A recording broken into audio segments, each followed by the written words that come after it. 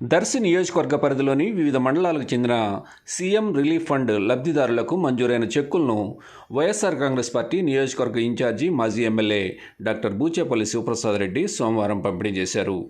తాళ్లూరు మండలం మల్కాపురానికి చెందిన మండాది చినశేషయ్యకు 1,20,000 రూపాయలు, దర్శి మండలం తిమ్మాయపాలానికి చెందిన గుంటక రామసుబ్బమ్మకు 60,000 రూపాయలు, అలాగే ముళ్లమూరు మండలం అగ్రహారానికి చెందిన నలదిమ్ము మహాలక్ష్మికి 3 లక్షల రూపాయలు మంజూరు కాగా ఈరోజు చెక్కులను అందజేశారు.